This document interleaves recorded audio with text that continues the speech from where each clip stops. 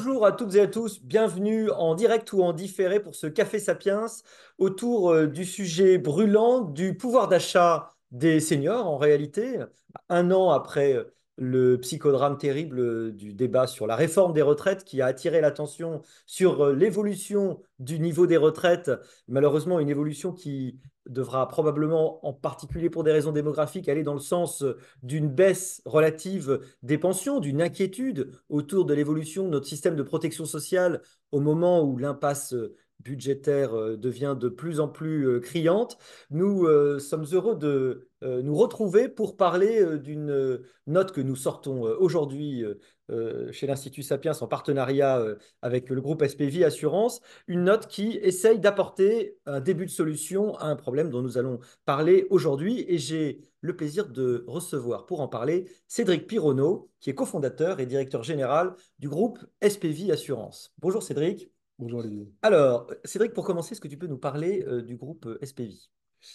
SPV Assurance, groupe qu'on a créé il y a maintenant 14 ans, sur un modèle assez innovant à l'époque de la digitalisation et la distribution digitale de produits d'assurance, Mm. où en fait on conçoit des produits d'assurance, principalement santé, mais pas uniquement. On parlera aussi des sujets autour de la construction de l'immobilier.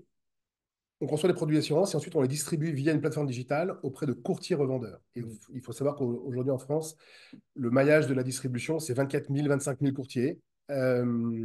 Et parmi ceux-là, on a à peu près, nous, 1200 revendeurs de nos produits d'assurance. Donc, ces 1200 courtiers, partout en France, vont voir leurs clients et leur proposent des produits SPV et d'autres produits du marché, bien sûr. Mm. Voilà. Voilà le modèle économique. Alors, l'assurance, c'est peut-être l'acteur du monde économique le moins bien connu, parfois le moins bien aimé, et pourtant sans doute le plus utile, parce qu'il apporte un service discret, silencieux, mais essentiel dans la vie, et il apporte une réponse à des problèmes concrets qui se posent. Alors, est-ce qu'on pourrait commencer par partir du problème de ce qu'on peut appeler l'effet ciseau qui se passe pour un retraité? Je pense que ceux qui nous écoutent soit sont dans ce cas-là, donc ont vu les choses concrètement, soit ne le soupçonnent pas encore parce qu'ils sont peut-être plus jeunes dans la vie active, ils ne sont pas encore concernés, mais qu'est-ce qui va se passer quand tu es un retraité, que tu passes à la retraite, du point de vue de tes cotisations santé et comment se décaractérise ce qu'on peut appeler cette espèce d'effet ciseau entre baisse des revenus et augmentation des charges? Alors, si tu permets, on va juste remonter un cran en avant. Oui, Et avant la retraite, parler de la on est protection. actif. Voilà, on est actif. Alors, qu'est-ce qui se passe quand on est actif du Alors, point de vue de la voilà, protection? quand on est actif, en fait, aujourd'hui, et depuis maintenant 2015, la fameuse l'ANI, qui est sous le quinquennat Hollande, obligation de couvrir tous les Français salariés à titre obligatoire en santé. À l'époque, il y avait encore des trous dans la raquette et il y avait des secteurs entiers qui n'étaient pas couverts. Mm. Des gens, par exemple, comme la propreté, comme la Mhm. sécurité privée, il y avait très, très peu de couverture. Ouais. Depuis 2015 et l'extension de l'ANI, tous les salariés français sont couverts à titre obligatoire. Donc, vous avez mécaniquement une mutuelle. On verra après que les fonctionnaires sont en train de passer. Curieusement, ils sont en retard par rapport au privé. C'est en train de se faire en ce moment, mais les acteurs du privé, les salariés sont couverts à titre obligatoire. Qui finance 50% à minima l'entreprise, Mm. 50% le salarié. Si l'entreprise est plus généreuse, ça peut monter jusqu'à 100%. Ouais. Donc ça veut dire quoi? Ça veut dire que concrètement, dans votre feuille de paye, vous avez une partie de l'argent qui est retenu qui permet de financer cette cotisation. Ouais. Le salarié ne le voit pas toujours parce que ça n'apparaît pas, c'est la part La employeur majorité en d'entre, moitié. la majorité d'entre nous, on ne sait pas combien on On paye. ne sait On ne pas. sait La pas plupart combien des gens ne savent on pas. n'en sait rien. Ouais. Après, cette cotisation, elle peut couvrir le salarié tout seul, ou bien le salarié et son conjoint, et ou les enfants en plus. Mm. Donc ça peut être ce qu'on appelle une cotisation des familles, qui couvre toute la famille. Ça, c'est la vie active. Le jour où vous quittez l'entreprise, jour béni, vous quittez l'entreprise pour vous reposer enfin, et là arrive la problématique de qu'est-ce qui m'arrive, qu'est-ce qui se passe pour ma mutuelle. La loi, en fait, aujourd'hui, c'est ce qu'on appelle encore la loi Evin, c'est une loi ancienne maintenant, qui oblige l'assureur à vous proposer le maintien de votre mutuelle. Donc, je peux garder la mutuelle d'entreprise pendant 1 an, 2 ans, 3 ans maximum, avec une cotisation qui est encadrée.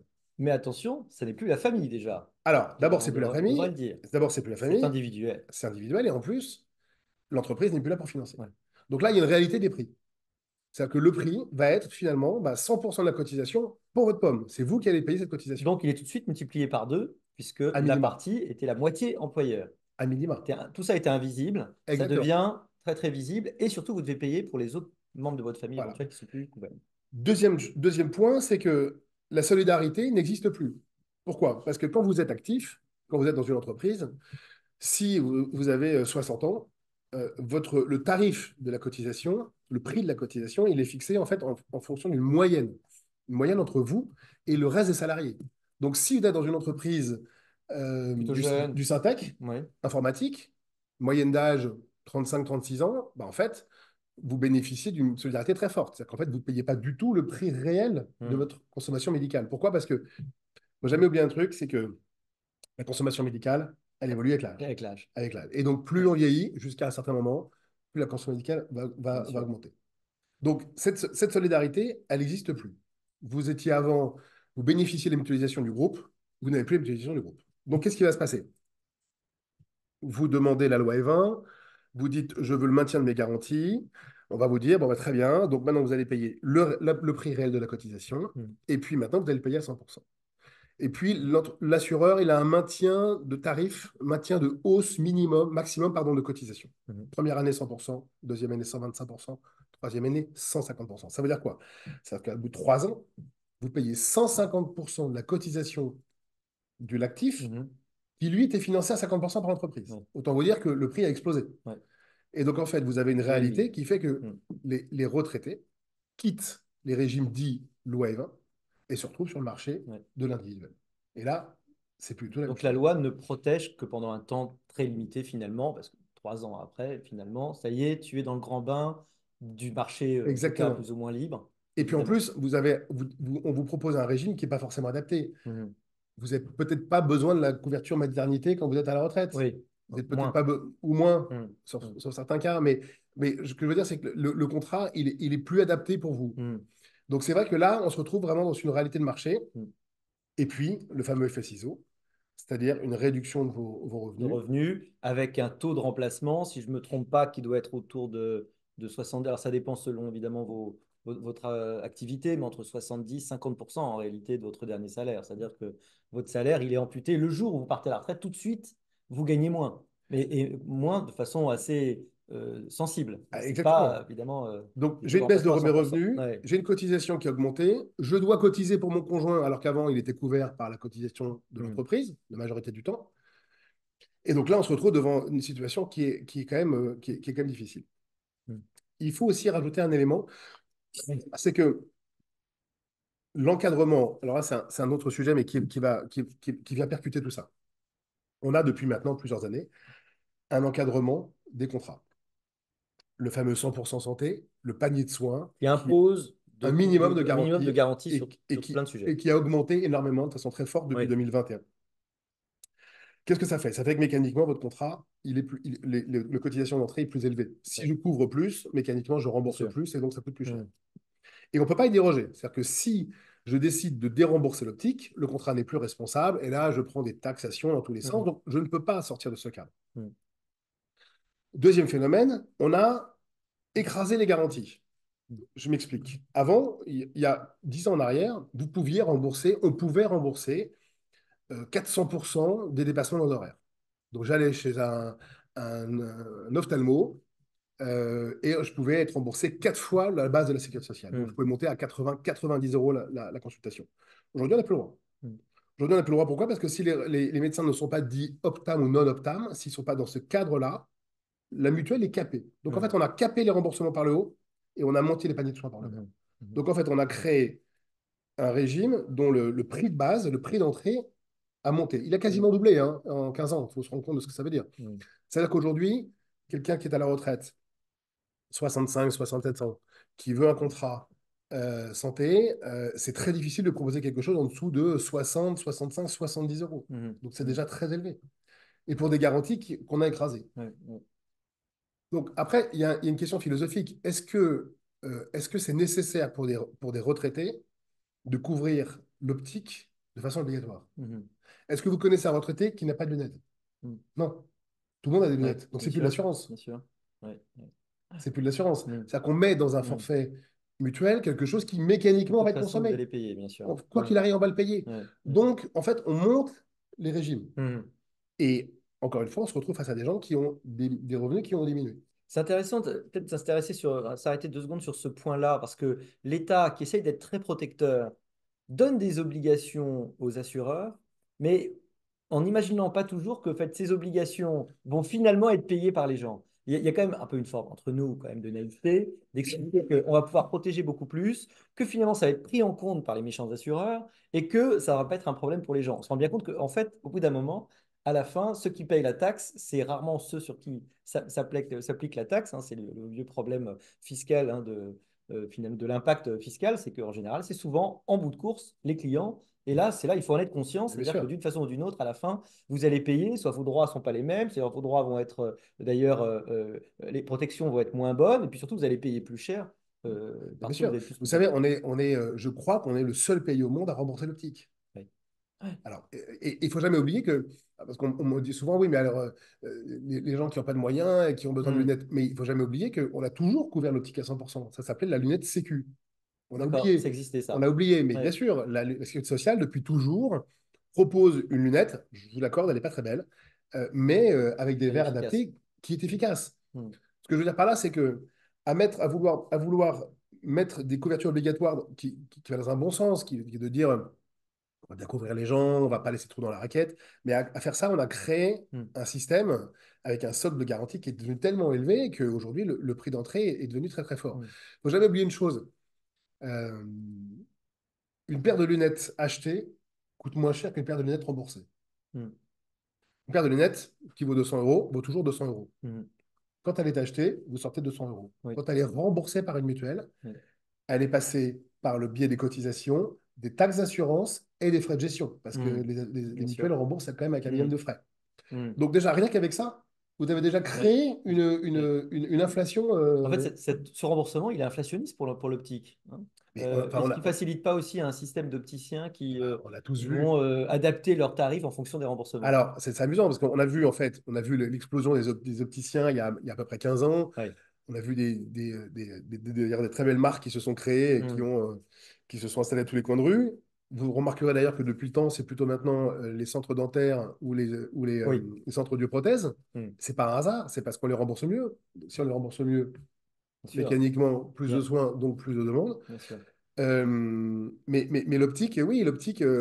Alors, pour contrer ça, qu'est-ce qui s'est passé? Pendant des années, on se sont développés les réseaux de soins et les réseaux optiques. On peut les citer, Itelis, Calivia, Carte Blanche, il y en a d'autres.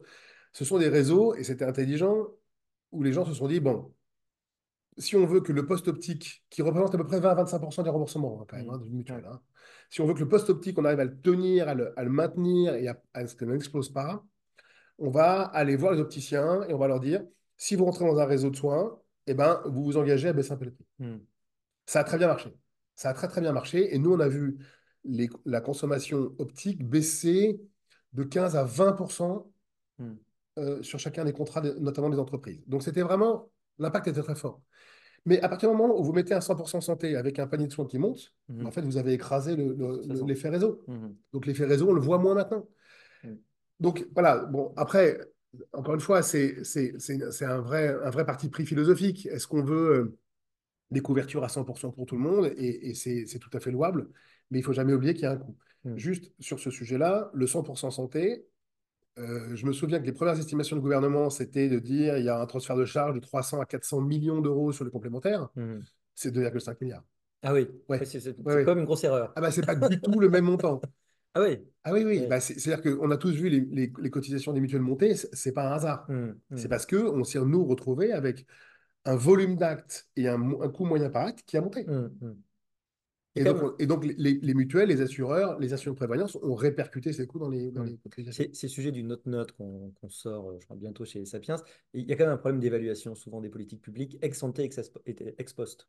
C'est-à-dire qu'en fait, on fait un truc, il y a quand même des moyens d'essayer de savoir exactement quel effet ça va avoir. Et parfois, on a l'impression que ça a été fait sur un coin de table en disant, tiens, voilà, ça va passer. C'est quand même assez choquant. Je veux dire, dans le bâtiment, on comprend qu'il y a des dépassements, mais enfin, quand tu fais quelque chose d'aussi important, que tu ne comprennes pas l'impact réel sur les acteurs et les transferts financiers, c'est un peu inquiétant. Enfin, bon. Oui, mais parce que je pense que c'est sur les calculs qui sont faits certainement à froid et qui ne tiennent pas compte de l'effet d'aubaine. Bah oui, mais Si, si- ça fait partie Bah oui, mais de l'impact de. si je me mets à rembourser de façon obligatoire l'audioprothèse alors que ça n'était pas, Ouais. oui. il est évident que les centres d'auto-retraite vont se Bien développer sûr, et évidemment. qu'ils vont aller chercher des clients. C'est un Ouais, marché. Donc, ces ouais, gens-là, qu'est-ce qu'ils vont faire? Ils vont aller screener les clients, la clientèle dans une région. Ils vont voir les âges, ils vont faire de la communication, ils vont bien aller chercher sûr. des clients. Et donc, ils vont mécaniquement. Faire augmenter le marché. Et à la limite, tant mieux. L'audioprothèse, hein, il ne faut jamais oublier un truc, c'est que alors, je pense que c'est certainement moins vrai maintenant depuis le 100% santé, mais entre le moment où les gens avaient un problème auditif et le moment où les gens s'appareillaient, Mm. il y avait à peu près 10 ans. Ouais, ouais. Parce que, 10 ans. pourquoi 10 ans. 10 ans parce qu'il y a le temps de je me rends pas compte, il y a le temps du déni, C'est vrai. voire de repousser. Oui, parce que Non, non, non, non, c'est difficile, que j'entends très bien. c'est passer un cap, c'est comme mettre des lunettes de lecture, ce que j'ai fait depuis quelques mois, Voilà, et c'était passer un cap dans voilà, sa vie, voilà. il faut Et puis accepter. on finit par y passer, et puis après le temps de faire la démarche, et voilà. Donc c'était 10 ans. Alors, certainement, avec le 100% santé, on a dû Mm. réduire ce sujet-là. Et tant mieux. Mais ça a un coût. Ouais.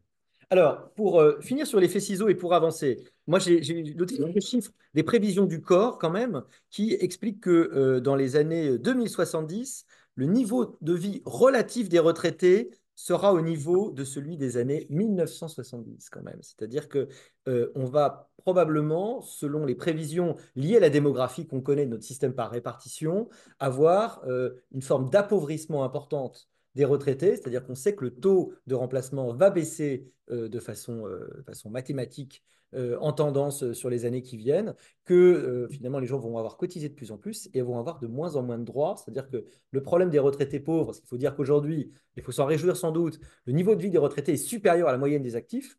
Et on parle de moyenne, évidemment, parce il faut toujours regarder la variance, mais en réalité, il y a des situations qui sont très diverses. Ça ne veut pas dire que tous les retraités sont riches, mais le niveau de vie moyen des retraités il est supérieur à celui des actifs, mais en tendance, ça va baisser.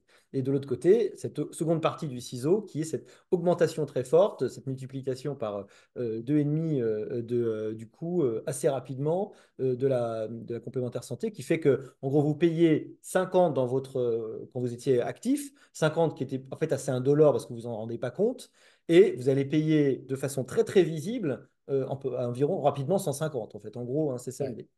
Alors, la conséquence de cet effet ciseau, très concrètement, c'est des formes de renoncement aux soins. ouais, absolument. C'est deux choses. D'abord, c'est des baisses de garantie. Oui. C'est-à-dire que, parce que vous pouvez quand même choisir, vous pouvez arbitrer. Le premier réflexe, Hein. c'est je vais prendre des couvertures qui sont de moins Mm. bon niveau, de moins bonne qualité que Oui. ce que j'avais avant. Donc, mécaniquement, mon reste à charge va augmenter, Ouais. mais je vais arbitrer, donc je vais prendre une couverture plus basse.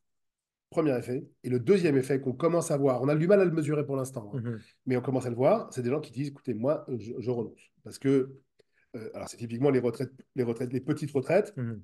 et qui sont un peu bloqués entre la C2S. Vous savez, il y a ce dispositif de la C2S Oui. qui permet d'aider la complémentaire, mais qui finalement est assez capé, assez vite capé. Et donc, Oui. quand les gens sont juste au-dessus, ils n'en bénéficient Toujours le pas. problème d'espèces de classes Voilà. moyennes qui sont un peu au-dessus par Voilà. rapport au Vous niveau avez de pris l'aide. en plus en travers, c'est arrivé l'inflation et les coûts énergétiques. Et pour peu que vous soyez dans une Mhm. maison mal isolée, mal logée, avec des coûts Mhm. énergétiques qui ont explosé, et vous arbitrez.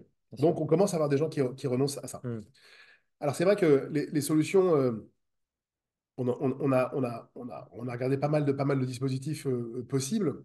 Euh, il y a un groupe politique qui clairement mettait en avant la défiscalisation de Oui. la cotisation. C'est une C'est-à-dire que piste. vous enlevez de vos revenus quand Ouais, vous êtes retraité la cotisation, ce qui normalement fait baisser vos impôts. Mais tout de suite, il y a plusieurs ouais, objections. ouais. Alors, il y a une objection d'abord, c'est qu'il y a un peu moins de rentrée fiscale. C'est Oui. qu'en ce moment, Il c'est y a pas un coût fiscal de. important. Ouais, Oui. c'est pas forcément très à la mode. Mm. Il y a un deuxième effet qui est que il y a quand même beaucoup de gens qui ne payent pas d'impôts, Oui, quasiment rien. Donc, il y a moins de la moitié des ménages qui payent des impôts. Donc déjà, donc, ça, vous ratez. donc déjà, on rate plein de gens. Donc en fait, c'est un dispositif qui pour nous, Donc, vous aidez les plus riches, mais vous n'aidez pas ceux qui ouais, payent. et il est pas Oui, très satisfaisant. oui. Mm. Euh, Donc coûteux et beaucoup de trous dans la et raquette. beaucoup trop dans la Donc raquette. voilà, mais c'est ce qui a été proposé ici et là sur l'échiquier politique. Parce Oui, que finalement, le problème qu'on soulève, il est relativement connu. C'est-à-dire que dans oui, oui, clairement. l'évolution du niveau des retraités, on sait que c'est une part importante. Moi, j'ai aussi entendu des gens me dire, attendez, les retraités cumulent à peu près 60% des richesses françaises. Oui, ils ont qu'à Pourquoi, payer, c'est ça? voilà, pourquoi est-ce qu'on dirait en plus les aider alors que c'est plutôt les actifs qu'il faut aider qui ont du mal à joindre le debout? Mhm. Bon. Oui, alors modulo le fait de ce qu'on a dit sur la trajectoire des retraités, parce que là, on parle aussi de les retraites de demain. Alors, c'est ça le Hein, sujet. voilà.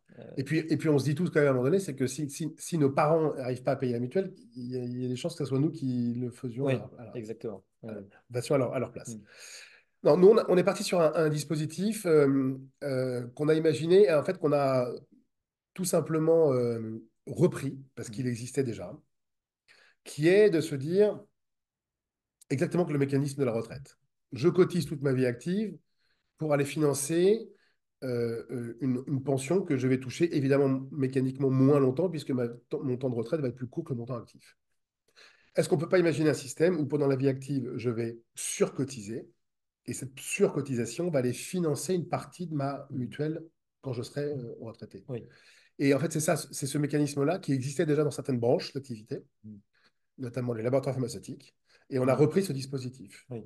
Sauf que là, ça n'est pas de répartition, c'est-à-dire que ça n'est pas de l'argent qui va directement aller de la poche de l'actif dans la poche de l'inactif, du retraité, mais il y aura en plus un mécanisme de placement, d'épargne longue. Bien sûr, Alors, on peut appeler ça aussi capitalisation, mais le mot en France fait peur parce que bizarrement, on n'aime pas les gens du CAC 40 parce qu'il y a plein de dividendes et théoriquement, on s'enrichit sans rien faire. Et en même temps, on se refuse d'être soi-même massivement des acteurs de la vie économique pour profiter de ces dividendes. Il y a toujours évidemment une contradiction en France, mais l'idée, bien c'est que sûr. cet argent que tu vas épargner, tu l'épargnes, tu le places, tu le capitalises, il grandit, et Et c'est donc, c'est- c'est un énorme intérêt, c'est que, tu as beaucoup bien sûr, plus, quand tu es à la retraite. bien sûr, c'est cet argent qui est placé, qui repart dans l'économie, qui peut financer des projets Oui. innovants, qui peut Mmh, servir à beaucoup de choses. mmh, mmh, À partir du moment où on sait qu'on a du temps, on a du temps long. Si je commence à cotiser à l'âge de 25 ou 26 ans ou surcotiser à cet âge-là et que mmh. je vais en bénéficier 40 ans après, il est évident que cet argent pendant 40 ans, il va être placé, il va permettre de financer l'économie et bah, c'est le système par capitalisation. Mmh. Mais il permet surtout, quand je pars à la retraite, euh, d'aller financer une grosse partie de ma Ouais. cotisation. Les simulations qu'on fait, hein, c'est quand même c'est assez clé. C'est-à-dire qu'une surcotisation pendant la vie active de l'ordre de 10 à 15% va financer 20 à 25% de la, 25%. Mmh, de la cotisation mutuelle pendant la retraite. mmh, Et donc, c'est quand même un effet, ouais. un effet qui est majeur. Hmm.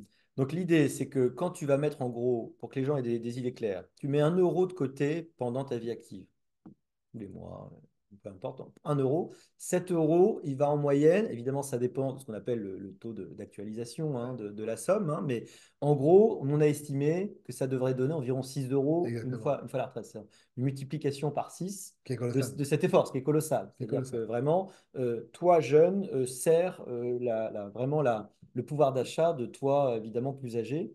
Et cette multiplication par 6 permet, on l'a évalué, d'enlever jusqu'à un quart, 25% de la charge de protection sociale, Et évidemment, puis, alors, et dans ce de cotisation. dispositif-là, ce qui est aussi intéressant, c'est de se dire que l'effort des partis est assez faible. Je Mm, ne dis pas qu'il est zéro, mais il est relativement faible.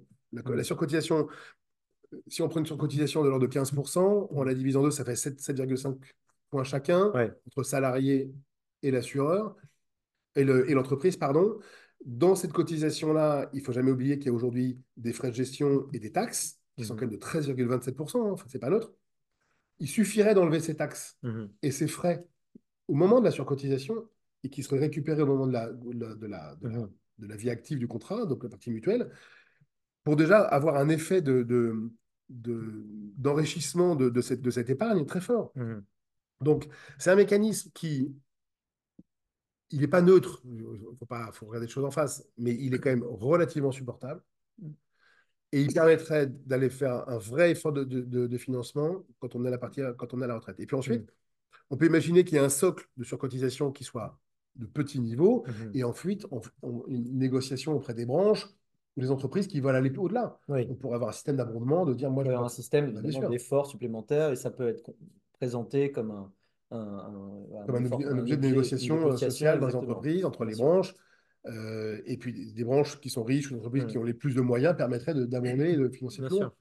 Donc, je pense que c'est un système qui est plutôt vertueux et puis qui a aussi la bonne enfin, la caractéristique comment dire, d'être interne. C'est-à-dire qu'on reste dans un mécanisme d'assurance. On ne va pas aller chercher les choses à bras pour aller financer un Mhm. dispositif. Mhm. Alors, il y a une idée de dire on pourrait aller prendre des taxes ailleurs, la taxe sur le sucre, il y a d'autres Mm, idées, mais un mécanisme d'assurance, par définition, c'est des cotisations et des sinistres. mm. Si on arrive à équilibrer techniquement, de façon intrinsèque, Oui. le dispositif, on a Mm, quand même tout gagné. oui. En tout cas, l'idée, alors, il faudrait peut-être le dire, que cette proposition, elle a un nom, puisqu'on a trouvé un Ouais, nom. C'est le PASS PA2S, le plan Avenir Santé Senior. On ne peut exactement. pas trouver plus simple et plus évocateur. Plan Avenir Santé Senior, évidemment, pour cette espèce de plan qui a quand même une solution, donc il faut y insister, c'est que des trois acteurs qui peuvent payer, l'État, c'est-à-dire en fait finalement quand même nous, collectivement, les entreprises et les individus, les propositions qui sont la plupart du temps faites, elles font tout reposer sur l'État. Ouais, Et nous, notre proposition est de répartir finalement assez équitablement l'effort, avec aussi des capacités pour les entreprises à vouloir en prendre plus. Comme on l'a dit, si vous êtes une branche, vous voulez faire cet effort particulier. L'individu, évidemment, bah, il va travailler pour lui. Là, théoriquement, c'est comme de l'épargne, c'est assez motivant. bien Ce sûr, l'épargne qui fait BT. que, voilà, là, pour l'instant, c'est très, très fléché. Donc, c'est une forme de capitalisation pour soi, fléché santé, qui va pouvoir alléger, évidemment, considérablement grâce au levier de la capitalisation une fois que tu es par Et, terre. et l'État, juste en renonçant à encaisser des taxes, Voilà, qu'il est- mais qui l'encaissera à la fin. mais qui mécaniquement encaissera à la Voilà, fin. encaissera à la fin. C'est un déport et donc finalement c'est une perte qui est évidemment pas très importante. Non. Mais on pourrait dire aussi, c'est important, que l'État y gagne sans doute, ou la collectivité y gagne sans doute, parce que le Alors, renoncement aux oui, soins dont on parlait, il a des conséquences très importantes. ah, bien sûr. L'absence de prévention, d'ailleurs, primaire, secondaire, tertiaire, fait que vous avez des coûts qui sont multipliés. Et on sait très bien que la prévention, c'est les 1 € que tu as mis avant qui vont t'épargner 10, 20, 30 euros après. Oui, Et donc ce bien sûr. renoncement aux soins, en fait, il est accidentogène. Ah, ben, bien sûr. Il crée Ah, de la bah, pathologie qui à la fin est forcément prise en compte ne pas se par le couvrir, système. c'est créer de l'urgence médicale qui se termine aux urgences. Et là, c'est Et là, le on aurait tout coût le système. maximum. Du coût On maximum. c'est le coût maximum. Ouais, ouais. Alors que Hmm, la couverture santé, c'est le développement typiquement de la télémédecine, hmm, dont on a vu les résultats, l'efficacité, et ça a été extrêmement approuvé par les Français et pris en main. Ça a explosé dans le bon sens du terme. hmm, Donc oui, bien se couvrir, c'est essentiel, et bien se couvrir, ça hmm, permet aussi aux retraités de prendre des couvertures de bon niveau, hmm, et ne pas renoncer, de pas prendre les entrées de gamme, hmm, ce qui est hmm. aussi essentiel. Ouais. Typiquement, le dentaire, par exemple. Le dentaire, Oui. même si le panier de soins couvre maintenant les soins de façon assez efficace, le dentaire, c'est vraiment le reflet de l'état général de la santé Hmm, et de la personne. hmm. Vous pouvez ne pas bien voir. Ouais. C'est ennuyeux, mais Oui. on s'en Et sort. ça crée des accidents d'ailleurs. Mais ça Oui, crée un oui, accident. oui. Les dents, vous pouvez en mourir. Bien sûr. Ouais. C'est Ouais. ça, Ouais. c'est immédiat. Hmm, Donc ça crée des hmm, infections.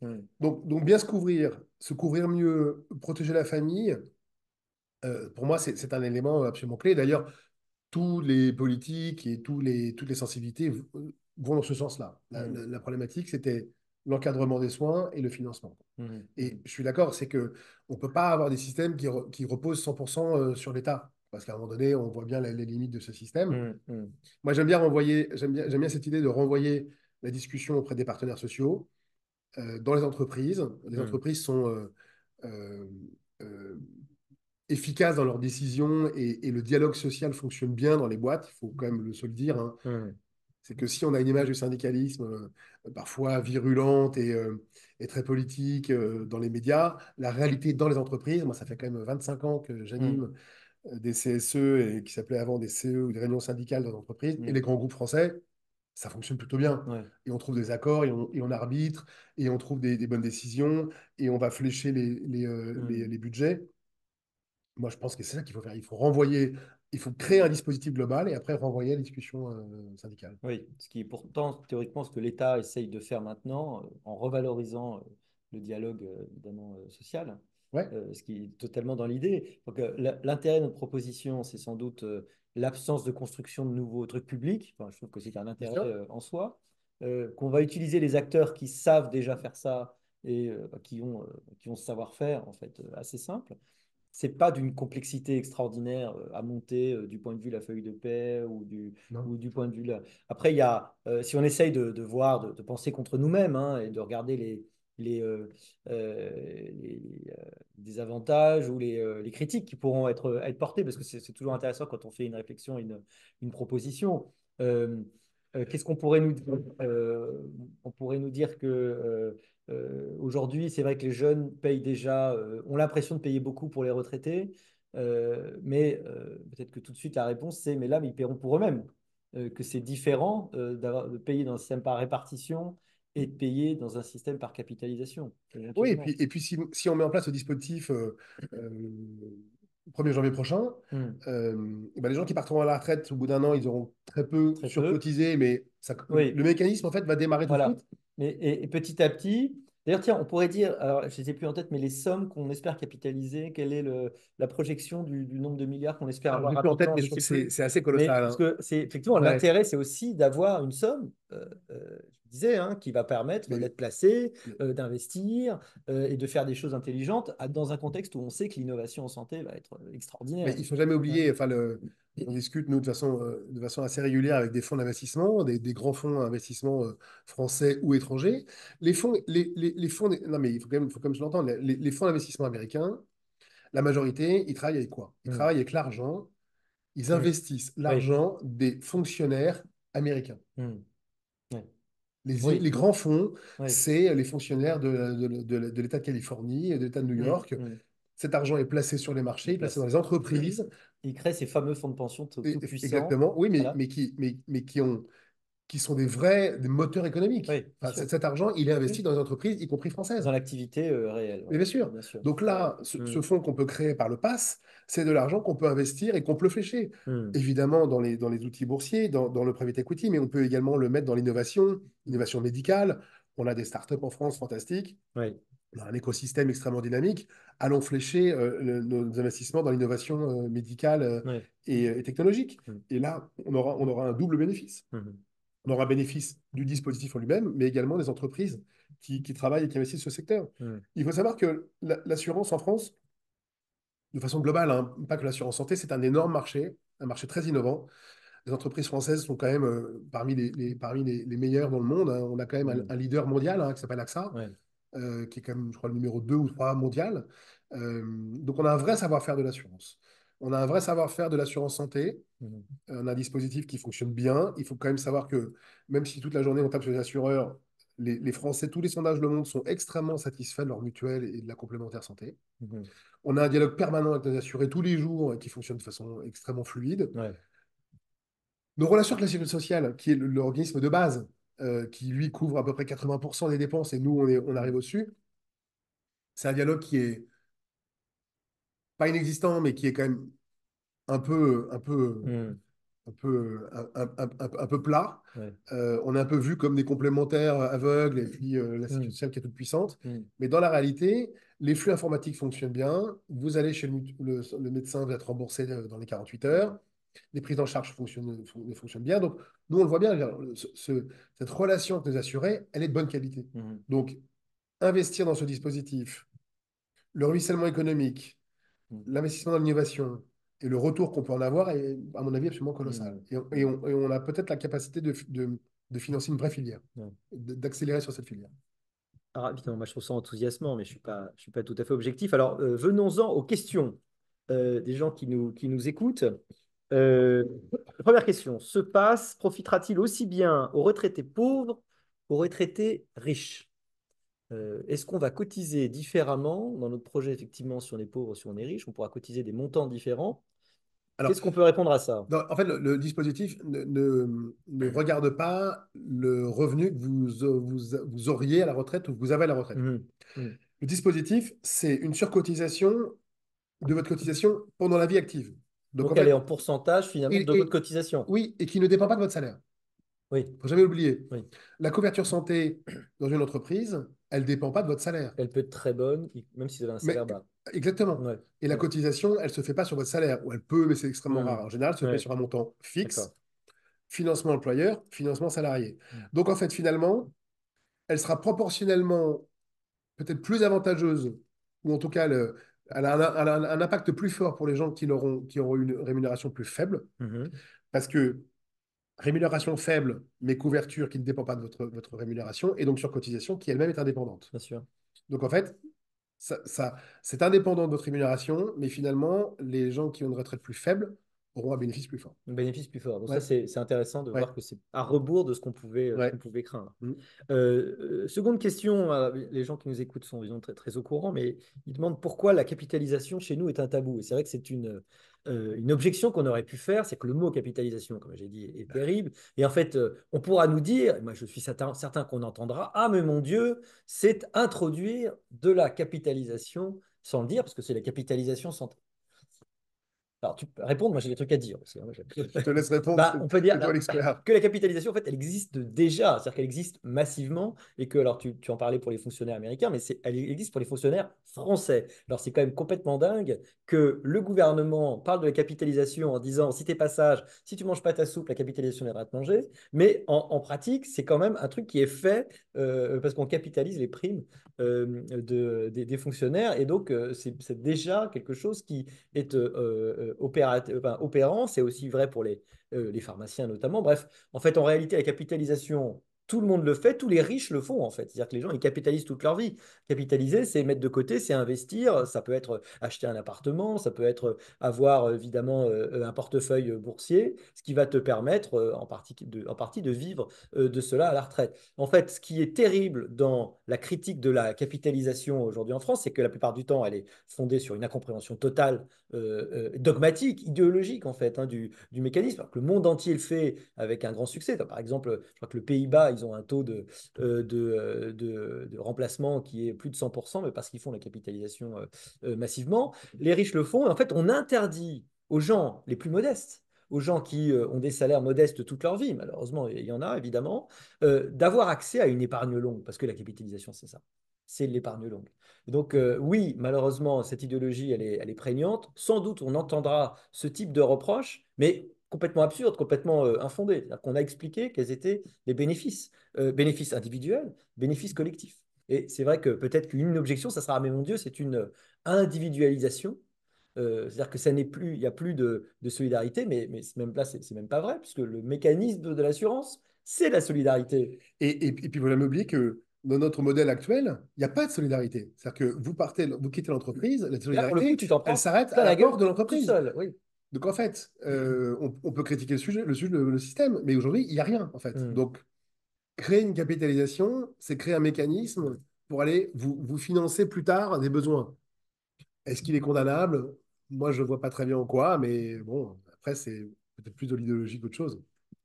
Donc, effectivement, pourquoi la capitalisation est un tabou? Bah, on ne sait pas. C'est pour des raisons idéologiques très, très sombres. Alors, moi, j'ai une autre explication, c'est que comme beaucoup de gens ont encore un logiciel qui est celui de la lutte des classes et donc de l'opposition indépassable entre, en gros, patron et employé, l'idée que vous capitalisiez, c'est-à-dire qu'en fait, vous deveniez aussi essentiellement aussi un actionnaire, un possesseur du capital à travers votre capitalisation, est absolument insupportable. Voilà. Elle est inaudible. Et donc, voilà, on ne veut pas imaginer ça parce que ça casse le logiciel de lutte des classes. Voilà, c'est une de mes interprétations parce que sans ça, je vois pas très bien, en fait. Je vois pas très bien cette vénération pour le mécanisme de répartition dont on voit qu'il est en train de, bah, pour des raisons démographiques, de s'essouffler, c'est moins qu'on puisse dire. Autre question, n'y a-t-il pas un risque que l'État fasse main basse sur les ressources du pass et comment s'en prémunir? Là, on voit des gens qui connaissent bien effectivement le fonctionnement. Bah, c'est Euh, toujours tentant, évidemment. Dès qu'il y a une ressource, touche pas au l'État frisbee. l'État s'imagine, on l'a vu avec les discussions avec l'Agir Carco, avec plein de sujets comme ça. Ouais. Parce que, enfin, ce qu'on voit quand même bien, c'est que, parce que souvent on m'oppose, on me dit, mais ah, les mutuelles, les tarifs augmentent, Hmm. mais il faut jamais oublier une chose, hein, c'est que on est contraint par une chose assez simple, qui est l'équilibre financier. Ouais. C'est quand même assez Hmm. basique ce que je suis en train de dire, mais c'est une réalité, c'est-à-dire que on doit équilibrer les sinistres, pas, ou les dépenses, on appelle comme on veut, Hmm. par les cotisations. On n'a pas Ouais. le choix.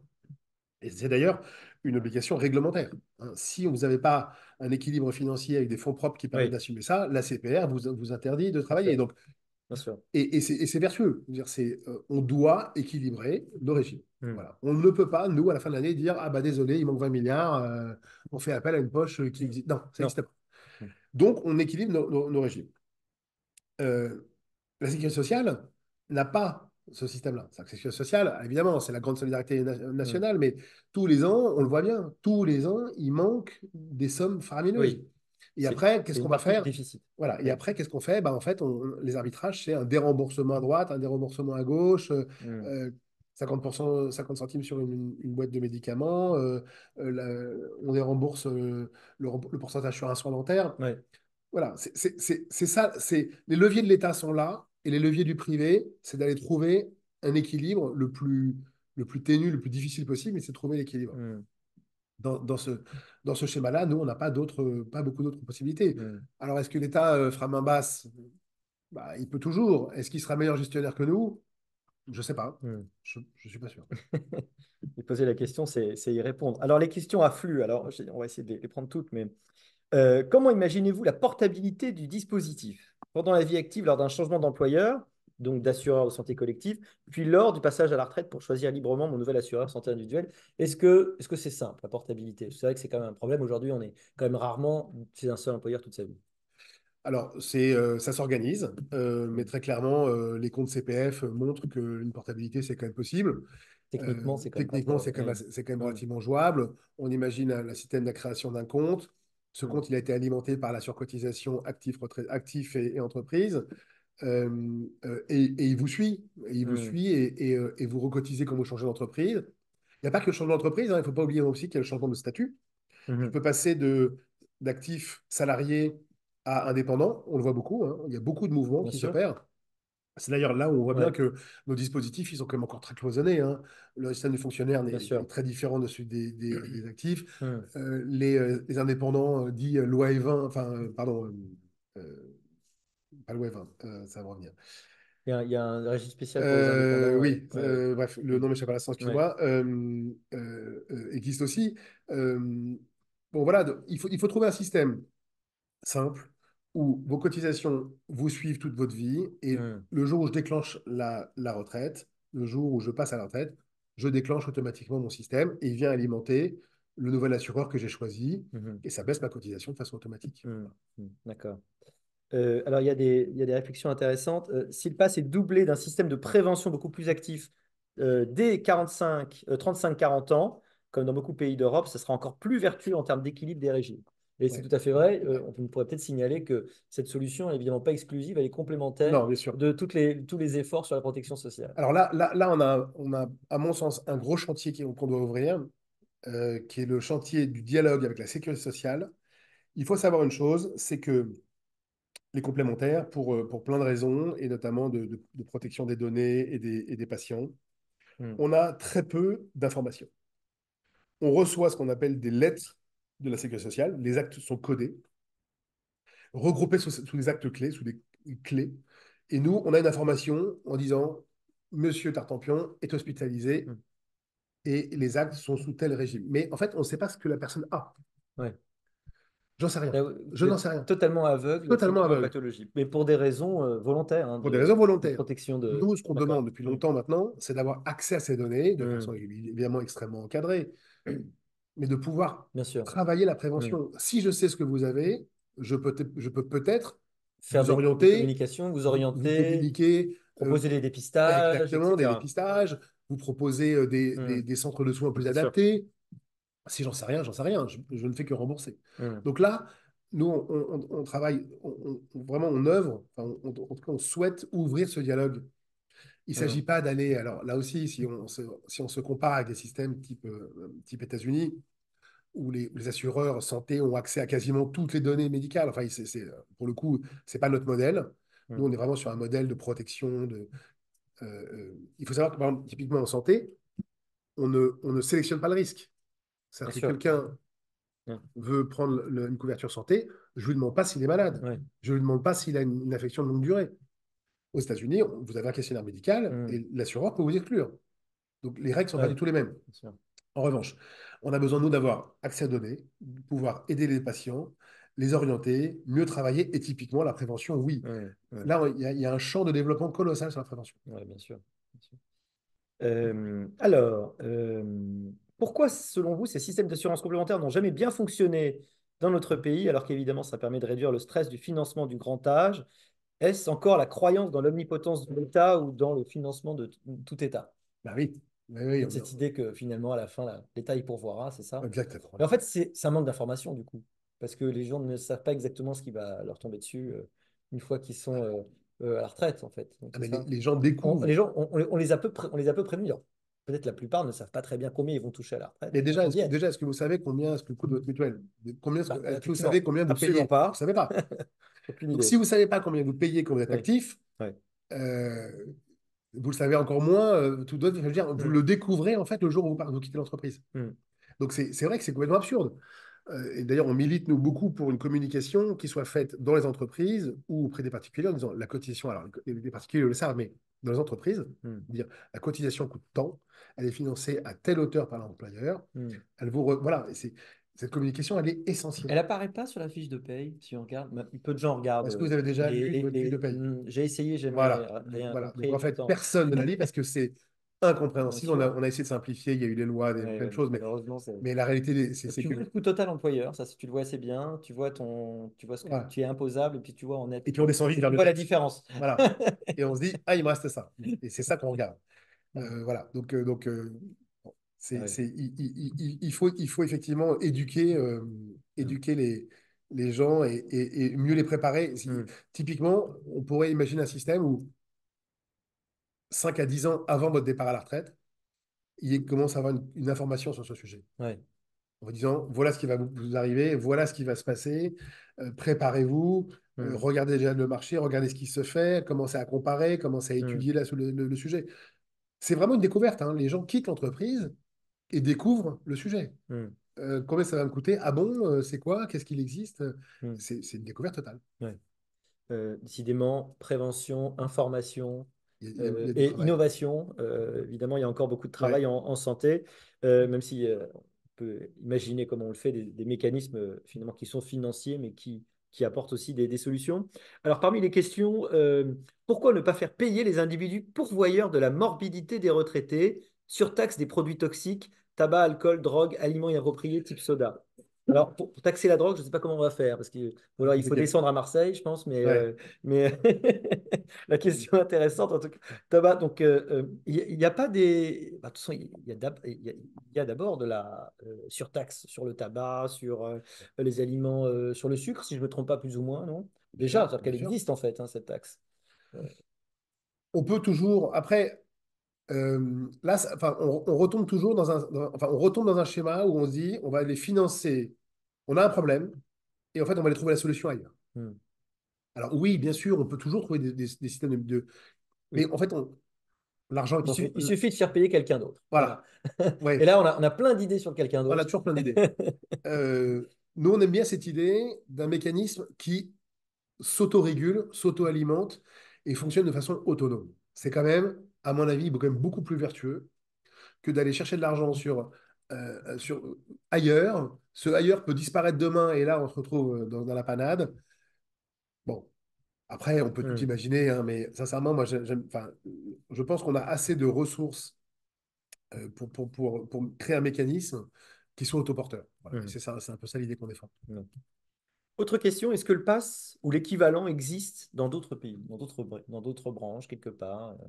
Alors, Euh, branche, oui, en fait, ça existait. C'était la branche des laboratoires pharmaceutiques mhm. qui s'appelait l'ABGIS à l'époque. Je sais Eux, pas comme si- ils sont quand même très bien placés pour savoir, Ouais, effectivement. et surtout, c'était une branche qui était relativement riche, donc Ouais. les cotisations largement financées par les employeurs abondaient, donc voilà, c'était un système, et puis c'était un système qui dépendait de la branche, en fait. Hmm.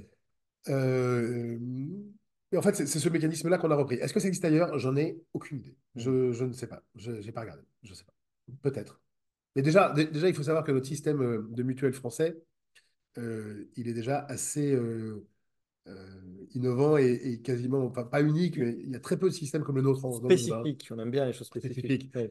Ouais. Très, très souvent, vous regardez, vous allez en Angleterre, par exemple, l'Angleterre, vous avez le système national et le système privé. Mm. Il n'y a pas de système de complémentaire. C'est l'un ou l'autre. Ouais. Je suis dans le système NHS, ou bien je décide de payer parce que je veux sortir, et là, ça me coûte plein pot, Mm. et je vais dans des établissements totalement privés. Mm.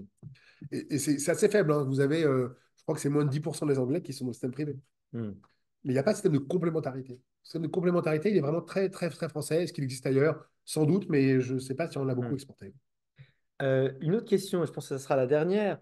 On fait souvent le procès aux organismes complémentaires d'avoir des frais de gestion qui sont supplémentaires, bah, qui sont plus importants que celui de la sécurité sociale. Et donc, l'idée, ce serait que si on fait un système avec les complémentaires, il y a ces frais de gestion. Qu'est-ce qu'on peut répondre? Alors, à cette question, je suis content qu'elle soit là, parce que je Ouais. crois que c'est vraiment une réponse. S'il y a bien un reproche qu'on entend tout le temps dans les médias et qui est balancé en quelques minutes sur les complémentaires, c'est ces fameux frais de gestion. Là, je pense qu'il faut qu'on débunk quelque chose, Ouais, je suis d'accord. Cédric. Alors Allons-y. d'abord, la sécurité sociale, je crois que ses frais sont de l'ordre de 3 ou 3,5. Voilà. Et complémentaire, on est dans 8, 7-8. 7, 8. Ouais. Et l'individuel, moi, je Ouais. montre qu'à 8-9. Ouais. Hmm. Alors, qu'est-ce qui différencie les deux? La sécurité sociale, d'abord, elle a des frais qui sont monolithiques. C'est-à-dire quoi? C'est-à-dire quoi? C'est-à-dire que quand vous allez chez le médecin et qu'elle prend en charge 60% ou 70% de la consultation, c'est un mécanisme qui est unique et qui ne bouge pas. Que vous soyez Hmm. euh, isolé, en famille, Hmm. enfant, elle ne tient pas compte de tout ça. Donc, Nous, on va donc tenir très compte de sain, quoi? ouais, monolithique. Ouais. Nous, on va tenir compte de quoi? Hmm. Nous, d'abord, on va se dire, on va prendre l'individu versus le collectif. Hmm. C'est pas le même système. Quand je gère l'appel de cotisation d'une entreprise, c'est de la DSN. Quand je gère l'appel de cotisation d'un assuré, c'est sur le compte bancaire. Hmm. Est-ce que la Sécu fait le recouvrement? Non. Est-ce qu'elle encaisse? Non, ce sont les URSSAF. Nous, on fait les deux. Hmm. Donc, quand on compare, on ne compare pas le même Pas périmètre du tout. Pas d'activité. du tout. Tous les actes hors nomenclature, Hmm. l'ostéopathie, Hmm. qui est fait à la main, la Sécurité Oui. sociale, elle ne rembourse rien. Elle s'en occupe pas. Hmm. Nous, Hmm. on s'en occupe. Oui. Les devis dentaires, les devis optiques, les Hmm. réseaux de soins, Hmm. toutes ces particularités-là, c'est nous qui les gérons. Ouais. Les options, vous êtes dans une entreprise, je prends le régime de base, mais je veux prendre l'option. Cette option, c'est une gestion différenciée. Ouais. Vous ne prenez pas la même. Olivier va prendre Hmm. l'option A, je vais prendre l'option B. Oui. Bah déjà, rien que ça, il faut pouvoir le paramétrer, le changer. Hmm. Les évolutions réglementaires, les évolutions de tarifs, les évolutions de garanties qui arrivent Hmm. quasiment tous les ans, la sécurité sociale, il n'y a pas d'évolution. Hmm. Hmm. C'est tout bouge pas. Ouais. Nous, ça bouge tous les ans. Les réserves, le fait d'avoir des réserves, c'est des coûts supplémentaires ou Ah pas? ben bien sûr, Ouais. l'assureur doit avoir une partie de ses cotisations qui va rémunérer de ses fonds propres. C'est bon propre, Ah ben oui, il n'a pas le bien choix. sûr. Il peut pas. Probabilité. D'abord, il faut que l'argent soit rémunéré, Hmm. juste titre, Bien sûr. sinon plus personne n'investit dans l'assurance. Mhm. Et puis deuxièmement, il faut financer les coûts informatiques, Sûr. l'innovation, la recherche, toutes les applications mobiles, Mhm. tout, tout, Et on a tout. oublié les coûts commerciaux, parce que vous êtes dans un système concurrentiel et Et, c'est et, normal. et après, les Oui, coûts de distribution. oui. Et ça, c'est un point intéressant. Je crois qu'il y a un grand pays du Nord, mais je ne sais plus lequel, on pourra le retrouver, qui avait supprimé le système des commissions et la rémunération des apporteurs d'affaires Hmm. en disant, je rémunère plus l'intermédiaire, c'est terminé, l'assurance va se vendre tout seul. Hmm. Mais la réalité, c'est que l'assurance ne se vend pas toute Bah, seule. non. Personne ne décide de son propre chef. En plus, Euh, les gens, individuellement, ils ont beaucoup de mal à s'assurer pour un risque tant qu'il n'est pas arrivé. bien sûr, C'est c'est typiquement le normal. produit pour lequel on n'a pas envie de faire d'efforts. Mais bien sûr. Et ça ne fonctionne que parce que justement, il y a une distribution, Ah, bien il sûr. y a des gens qui vont dans les entreprises, qui vont dialoguer, qui vont discuter, qui vont négocier pour l'encontre de l'entreprise. Hmm. Toutes ces forces commerciales et forces vie, il faut les rémunérer. Bien C'est sûr, indispensable. bien sûr. Et on pourrait ajouter que n'est pas prise en compte dans le compte de la sécurité sociale les retraites hors bilan des fonctionnaires, puisqu'on sait qu'elles sont mal provisionnées, c'est-à-dire qu'on provisionne mal dans le salaire, en réalité, ce que coûtent vraiment les retraites. Bref, la comparaison, pour le dire en synthèse, n'a absolument aucun sens. Voilà, Ah, la réponse n'a absolument aucun sens. totalement On parle de choses absurde, totalement différentes. mais ça fait partie évidemment des choses qui reviennent régulièrement. J'oublie Mm. les conventions collectives. Les conventions Mm. collectives, il faut quand même jamais oublier, c'est que les minima de couverture ne sont pas les mêmes que vous soyez métallurgie, syntec ou propreté ou sécurité, et que ces conventions collectives, tous les ans ou quasiment tous les 2 ans, font évoluer leur régime. Ouais, Et donc nous, derrière, on doit reparamétrer, bien sûr. répercuter ces développements et ces Mm. informations sur l'entreprise. Mm. Donc finalement, Une charge qui peut les être très bien. complémentaires sont hyper efficaces en fait. En réalité, on ne se rend pas compte Alors, ça de ne veut tout pas ce dire qu'elles qu'il ça font. veut pas dire qu'elle ne peut Il pas n'y a pas optimiser. d'effort ou Bien sûr, on peut d'optimisation. Ouais. optimiser. Et d'ailleurs, l'automatisation, l'intelligence artificielle va nous aider très Hmm. clairement dans les centres de relations clients, dans la fourniture d'informations, l'analyse des contrats. On a un champ de développement absolument colossal devant nous. Hmm. Colossal. Hmm. Nous arrivons au terme de cette petite heure de discussion. Évidemment, je renvoie ceux qui nous écoutent au rapport, hein, à la note que nous allons publier, là, je crois, elle doit être publiée ce matin. Donc vous aurez tous les détails. D'ailleurs, entre-temps, j'ai retrouvé la somme que nous espérons capitaliser. On peut espérer jusqu'à 500 milliards en réalité de capitalisation, ce qui est quand même absolument pas rien pour investir et faire des choses Sur, intelligentes. sur 30 à 40 Oui, ans, sur 30 à 40 ans, évidemment, parce que l'idée, c'est que le truc monte bien sûr. évidemment en puissance, mais derrière, ça fait quand même des sommes extraordinaires, parce qu'il faut bien rappeler que de toute façon, le système de protection sociale va considérablement évoluer avec les pathologies, avec la science, avec les innovations, et qu'il va falloir être très, très attentif, essayer de suivre ça pour qu'on soit capable d'avoir une santé publique qui soit toujours en amélioration, évidemment, et être capable de la soutenir financièrement. Et on voit que la donnée financière, malheureusement, elle est triste, mais Essentiel. elle est essentielle. Il me reste, Cédric, à te remercier, à remercier ceux Merci. qui nous écoutent et à faire une annonce pour jeudi 4 avril où nous faisons une conférence entre 17 h et 19 h dans le cadre des élections européennes. Nous avons invité les principaux partis qui nous ont envoyé leurs experts sur le sujet agriculture et nous allons parler du sujet quelle politique pour l'agriculture en Europe. Voilà, c'est jeudi. Je vous donne rendez-vous à 17 h. Merci encore Cédric Merci et beaucoup. bonne journée à toutes et à tous.